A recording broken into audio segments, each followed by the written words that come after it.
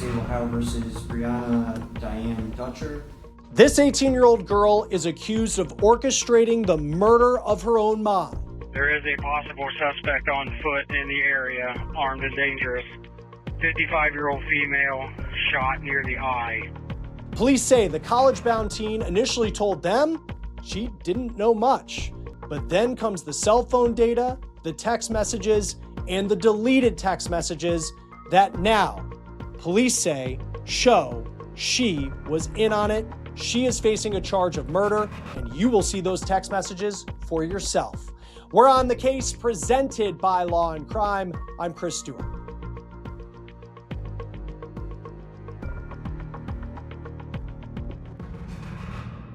Guys, I can't believe the text messages I'm about to show you today. Conversations between a boyfriend and the daughter of the victim that allegedly show they were planning the girl's mom's murder in a cold-blooded crime. And you'll see those messages for you. We'll put them up on the screen here in just a moment. This is a case involving an 18-year-old girl, Bryanna Dutcher, but it's also involving her mom, who lost her life last week in a shooting at her home outside of Columbus. This mom's name was Tamala Dutcher, and a family member we saw wrote that all that Tamala ever wanted in life was a baby. And they say that Tamala gave Bryanna everything in her life. This is a girl that had a ton of advantages. And it is so incredibly tragic when you think of that baby growing up, now 18 years old, and is charged with the murder of her own mom. Do you at least understand the two charges as I read them to you? Yes. Okay. That's a faint response from a girl who may spend decades in prison if she is found guilty of the charge she now faces. This is video of Bryanna Dutcher in court per WBNS television. Initially, Dutcher was only charged with obstruction of justice, but now police say once the cell phone data came in, she is facing the same charge as her co-defendants, which is murder. Now, former Deputy Attorney General for the state of Ohio, Mark Weaver, is going to be here in a moment. He's a prosecutor. He's going to talk us through what might happen next in this case. And just wait until I show you what these text messages say, because they are incredibly shocking and very much would be damning evidence if this case were to go to trial. But I want to talk a little bit about what we know about the suspects and what we know about the people involved in this case. Here are their mugshots. You can see 18-year-old Bryanna Dutcher there, but you also have her boyfriend, 20-year-old man named Christian Evans, and then you have 21-year-old DeJamius Payne, and he is reportedly the roommate of Christian Evans.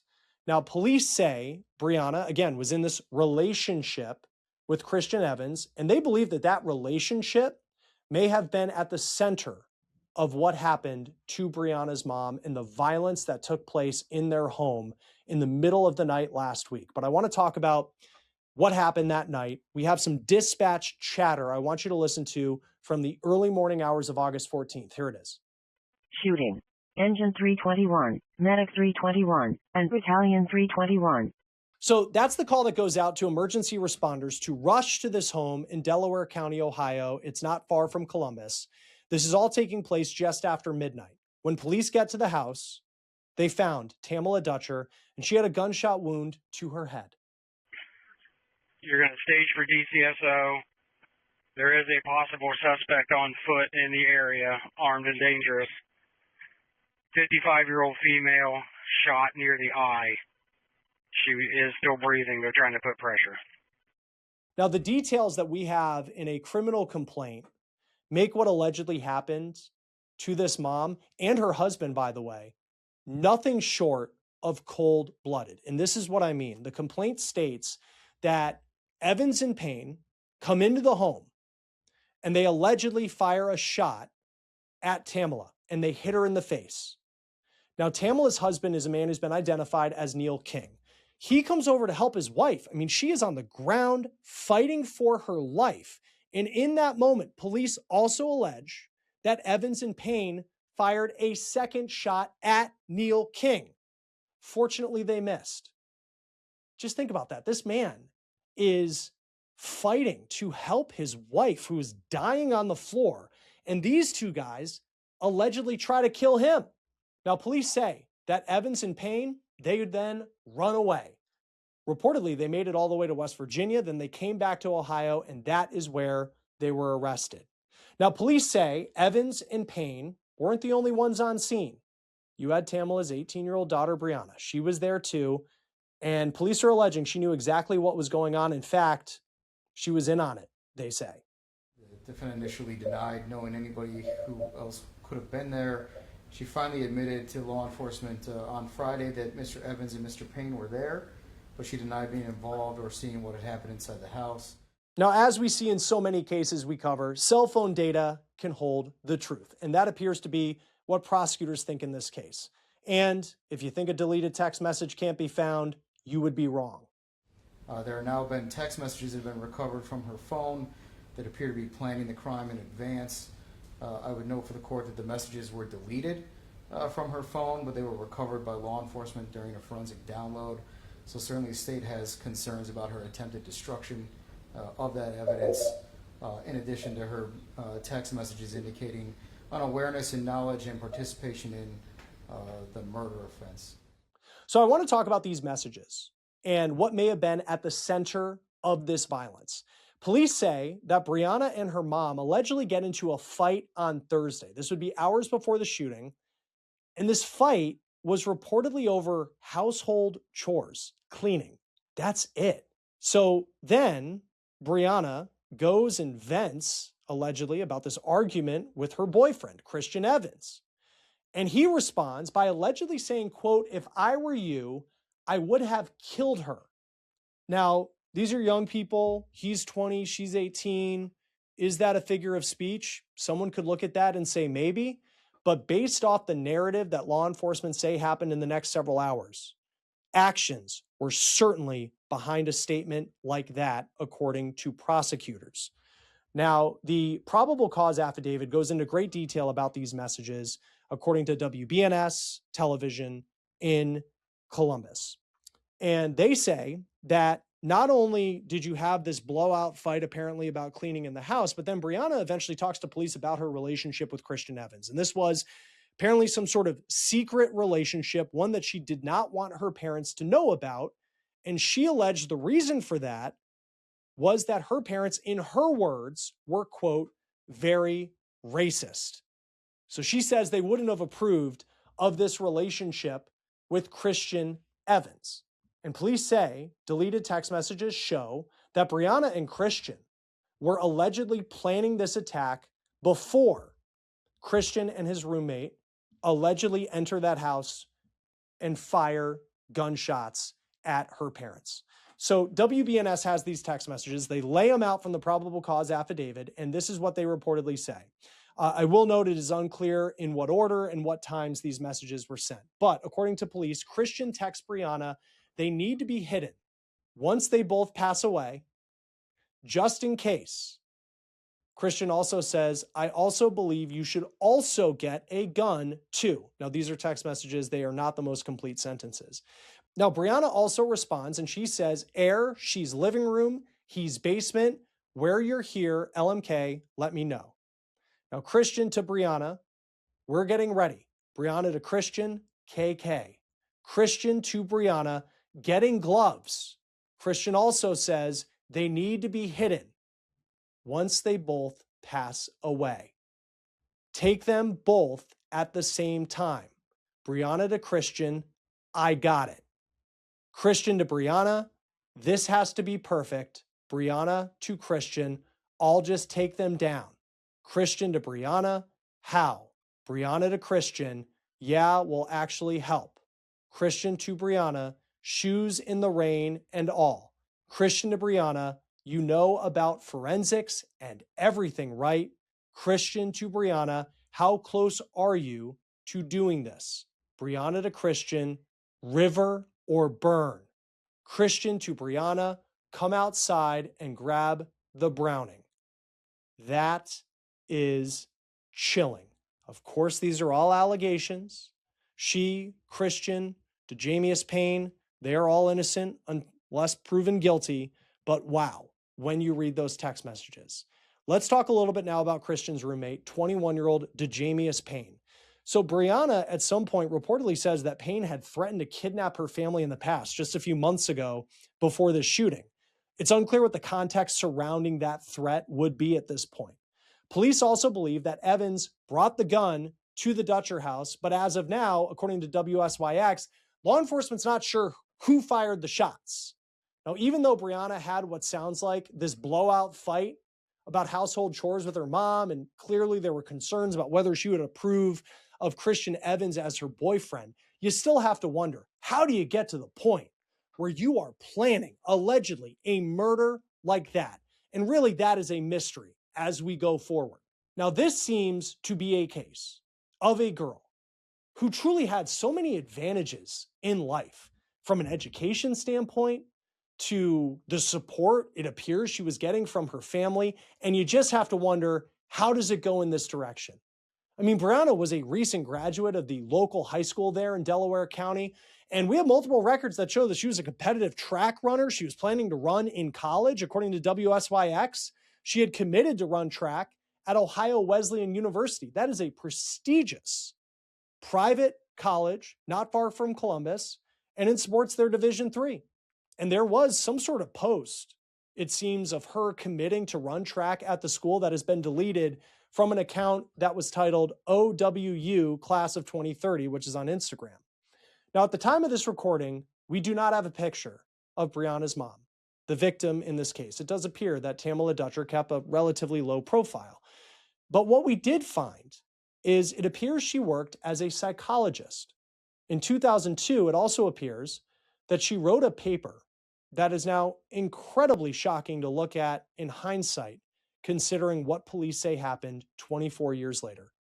That paper was titled, "The Violent, Homicidal Adolescent, Hearts Darkened Before Time." And the description of the paper is, quote, "The problem of adolescent violence and homicide continues to be one of the most urgent and difficult problems facing clinicians and agencies that provide service to youth.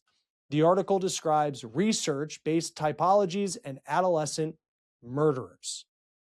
And so many years later, I mean, she wrote this in 2002, talked about how urgent the issue was back then. So many people would tell you it is still very much a big issue today on a wide scale, and it's absolutely a problem when you think of the people involved in this story. And it's just hard to believe that years later, that very issue would allegedly be at the center of her end of life. Now, this is what Bryanna's attorney told the court. Dutcher is 18 years old. First and foremost, she acknowledges the severity of these allegations, but allegations nonetheless. She's presumed innocent. She has absolutely zero criminal record, Your Honor. No history of avoiding arrest, eluding prosecution, nothing like that. We submit that she poses absolutely zero flight risk, that there are less restrictive alternatives that the court may consider and impose, including house arrest, to mitigate against any perceived or hypothetical flight risk. No history of violence, nothing of the sort. All her ties are here in Delaware County, substantial ties in the community where I believe she was born and raised. And we submit to you, Your Honor, that the $3 million bond requested by the state far exceeds what is necessary to meet the principles and purposes of bond. Thank you, sir. All three suspects also reportedly had clean records before this happened. Payne and Evans had their bonds set at $3 million. And here's what the judge said to Bryanna Dutcher, who really only responded in that soft, whimpering voice. She's now accused of playing a key role in the murder of her own mom. Dutcher, when the court's to consider how to set bond in a case, the factors the court considers, just some of the factors, are the nature and circumstances of the alleged offense, the severity or the level of the offense, criminal history of the defendant, if any, risks of public safety, as well as looking at comparable cases in an effort to be consistent. And of course, those are just some of the factors the court considers. So I've considered those factors in this case, as well as arguments made on behalf of the state, as well as arguments made on behalf of your counsel. Certainly the nature and circumstances of the offense, the level of the alleged offense, weigh in favor of bond, risks of public safety. I would also note for the record that no history of criminal convictions or criminal history. The court did also look at comparable cases, including bond set in this case with your co-defendants, as well as other cases similarly situated here in the county. What the court is going to do is the court is going to set bond in the form of a $3 million cash surety or real estate bond, again based on the factors the court outlined just moments ago. There are going to be additional conditions that will apply. You must execute a waiver of extradition. You may not leave the state of Ohio while the case is pending without prior approval of the court. You must communicate and cooperate with your attorney and have contact no less than once every 14 days. You must not commit an offense against the laws of Ohio or any other state. Upon your release, if you are released, you must immediately report to the Office of Adult Court Services for pretrial supervision as to a current person. They're located here in the courthouse, so if you are released, as soon as you're released, one of your first stops, if not your very first stop, needs to be here at the courthouse to meet with Adult Court Services and get started with them. You understand that, ma'am? You must maintain some address, residence that you provide to the court. Right now, I'm going to leave that as to be determined. If you are released, when you meet with Adult Court Services, they'll need to certify where you're going to be residing at, so you can provide them the address at that time. And if that changes for any reason, you need to let your counsel know, Adult Court Services know, and then they'll let the court know as well. Upon your release, you will be subject to house arrest as well as GPS monitoring. You'll be held in jail and released only to the supervision of Adult Court Services for installation of that monitor. While the case is pending, the court is going to order that you not have contact with any of the co-defendants in this case or any in-person visits with family at this time. If that is going to change, then either the state or somebody can file on behalf of the family, and then the court will consider lifting that restriction. So whether it's through defense counsel, state's counsel, whomever it comes from, something can be filed with the court and that can be lifted at that time. You're also not going to have, ordered to not have contact while the case is pending with the address. Is that Mr. Sleeper? Yes, Your Honor. Again, if any of the circumstances change, something can be filed with the court and that restriction can be reviewed at that time. So Ms. Dutcher, court has set bond in the form of a $3 million cash surety real estate bond. Also set your preliminary hearing date for August 24th at 3 p.m. and that will be in courtroom number 2 in front of Judge Hemmeter. Do you have any questions for me today regarding your next hearing date or the bond that was set in your case? Payne and Evans cannot have any contact with the victim's family, according to the court. But kind of an interesting note coming out of that hearing is that Bryanna is allowed to have phone contact with the victim's family, which is, of course, her family as well. And that was at their request. An attempted murder charge could also be filed in this case related to that gunshot that was allegedly fired at Tamala's husband, Neil King. Now, before I get to Mark Weaver and we talk about what could happen next, I want to share this social media post that I started the show with. It's from a family member, a woman who identified herself as Tamala's sister. And it really just sums up the tragedy that we're talking about here. It says, quote, "I still cannot wrap my head around this. Her own daughter, my niece. She was given everything in this entire world. All my sister ever wanted out of life was a baby. I just hope that her mother did not know when she died on that kitchen floor that her daughter was part of her murder." Of course, all the suspects in this case are innocent until proven guilty, and what we are talking about right now are just allegations, and we have not heard Bryanna Dutcher or her co-defendants' sides to the story of what happened, but certainly we're talking about an incredible loss of life. Joining us now to talk more about this is former Deputy Attorney General for the state of Ohio, Mark Weaver, also a prosecutor. Great person to have on to kind of set the scene for us. This is these text messages, I mean, we knew they existed because prosecutors talked about there being deleted text messages they were able to recover, but it was just like your jaw drops. I felt like just one after another, kind of seeing what they're alleging here, Bryanna Dutcher and Christian Evans, what they were texting each other. What was your reaction when you read those? It just made a strong case even stronger. Years ago, decades ago, before text messages, you'd have the husband of the victim as the eyewitness who could tell you what happened. You'd have one defendant, probably testifying against the other in exchange for a lesser penalty. But now we have these text messages which can show the intent, show the planning, and makes these charges much more serious. And I know this county well. I've been a special prosecutor in this county twice. I've sat as an acting judge in their municipal court. I know all the players on law enforcement side. This made a very strong case nearly airtight, unless there's something we don't know about. Of course, and there's always the door that's open there, that something can be presented that makes a lot of sense. But boy, after reading those text messages, you just wonder how a defense attorney might play this, or at least Bryanna Dutcher's defense attorney. At this point, there are a couple questions. Law enforcement seems to believe that it was Christian Evans who brought the gun into the home, but then you have DeJamius Payne, who's his roommate, who allegedly was also there. Doesn't seem like they know who fired the shot. And then you have, based off those messages, prosecutors believe that Dutcher was very much in on it. Though we don't know who fired the shot, who committed the act of actually that bullet leaving the gun, pulling the trigger, how does that factor into any of this going forward? It doesn't make much of a difference because under Ohio's complicity statute, they're all going to be held equally responsible. I imagine that once they all have defense lawyers, there will be a race to the prosecutor for one of them to arrange the ability to testify against the other in return for maybe getting out in 15 or 20 years. But these could be very long sentences, depending on how the grand jury eventually charges. Could be aggravated murder, certainly murder. We have tampering charges. We have weapons specifications that enhance these penalties. This is going to be a very difficult thing for a defense lawyer to get past.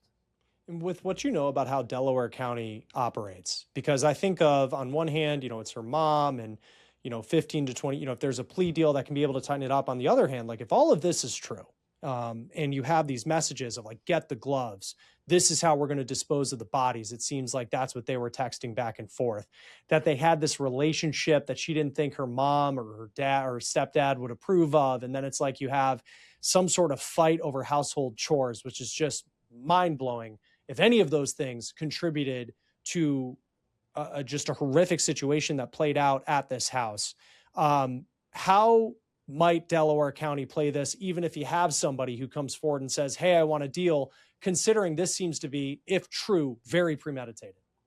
Yeah, you and I and other hosts on Law&Crime, we talk about cases all around the country in maybe smaller, more rural counties with less resources. That's not Delaware County. Delaware County is one of the fastest growing counties in Ohio. It's particularly wealthy. There's a lot of resources. They've got an outstanding sheriff. They've got a tremendous prosecutor in Melissa Schiffel. She's got her top criminal assistant, Mark Sleeper, on point on this. The Ohio Bureau of Criminal Investigation is doing the investigation.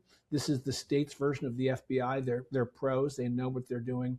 So there won't be many mistakes the way we saw perhaps in the Alec Baldwin case in New Mexico, where the case had to be abandoned because of some prosecution mistakes. I think this will be handled professionally. They may not need to offer a deal to any of these defendants. They may have enough evidence, all three of them, to be able to prosecute each of them, and I wouldn't be surprised if that's what happens.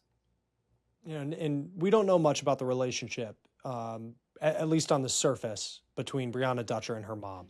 How might that, though, the fact that this is, for all the reasons that we typically hear at some of these hearings of like no criminal record, ties to the community, she was, set to go apparently run track at a pretty prestigious college there in Ohio. And we have a long way to go until we get to even if there is a trial or what a punishment would look like. But the fact that it is her own daughter, and it seems like from what a couple family members have written online that she really loved her daughter, gave her daughter everything and all that. And we'll see if any more information comes out. Like, how does that factor into a prosecutor's decision, especially in a case knowing that a crime is, cold-blooded can be cliche, but this absolutely fits the bill if it's true? Sure. Although, depending on the facts, if there's an additional felony that's been attempted, this could be a death penalty eligible crime. I suspect it won't be charged that way because of this defendant. Every parent of teenagers is familiar with the squabbles and disagreements and emotional outbursts that parents of teenagers have. Only once in a blue moon do we see that actually turn into a murderous plot because of some disagreement with the parents. And it makes it even more curious that some reports suggest that Dr. Dutcher had authored a paper 20 years ago on this notion of adolescence killing their family members, and that female teenagers, girls, are more likely to do that. If that's true, that's certainly a cruel irony for this case. But you're right. Based on this defendant, it's hard to see even a Delaware County jury wanting to give the death penalty. That's probably going to be factored into the charging decision. I've not talked to the prosecutor about that. She's real smart. She'll make a good decision. The grand jury will hand up the right charges. But this is not the end of hearing about this case. There will be many more times for us to talk about what is a very sad and difficult case. Yeah, and the part of it too that shouldn't be lost is, from the criminal complaint, an allegation that this man, Neil King, who is married to, and his name's been put out there, married to Tamala Dutcher, here she is, she's been shot, and he rushes over to render aid. So this is a man in an incredibly vulnerable position, and there's an allegation that it was either Evans or Payne fires a shot at him in that moment.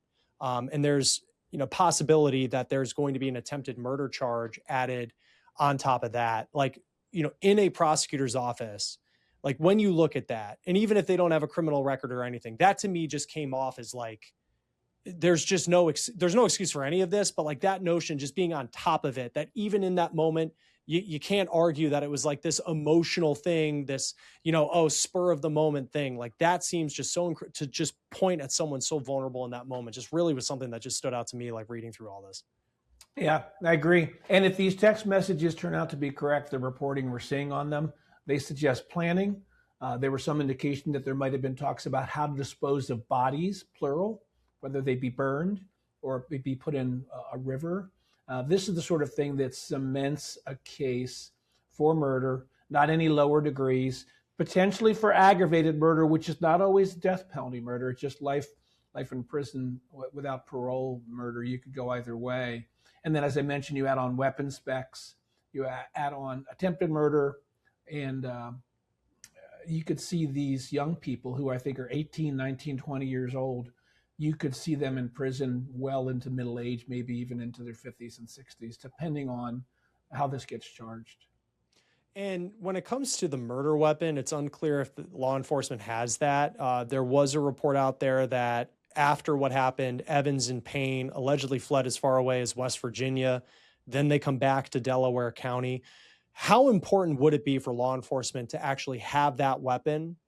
How, can you still move? Obviously, you can move forward and still prosecute this case, and you'd like to have the murder weapon, but if you can't find it, how does that factor into what this case looks like?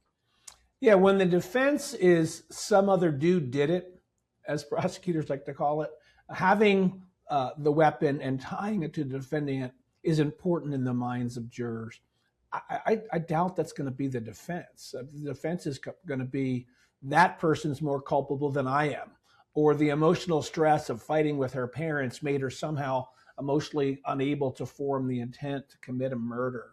So I don't imagine the defense lawyers are going to suggest it wasn't these three. And as a result, matching the gun is less important in the mind of jurors. And when it comes to these text messages, I mean, they're very, it's very specific, and it's clear, at least to me, that they don't realize the technology that's out there where if you delete a text message, it's not gone forever and you can just pull it right back up. And, he's talking about allegedly like what he's going to wear. He's getting gloves. I don't know if there's Ring doorbell camera that they're able to factor into this, but, for a defense attorney that's out there, whoever's covering, whoever's going to defend these three individuals, what might an effective defense? I know there's the idea of like, well, someone else did it, but it seems like if you are either Evans or Dutcher's attorney, like it's very clear here that an argument could be made, if all of this is true, that both of them were kind of hand in hand in this going forward. Yeah, as I said, that there's going to be a race to the prosecutor's office to try to get one to be able to testify against the other. And I don't know that the prosecutor will need to do that. It occurs to me that this 18-year-old girl doesn't have her own money. And I don't know that the husband of the Dr. Dutcher, Mr. King, is going to want to give her money for a defense. That means she's going to have a public defender, and the same probably for her two co-defendants.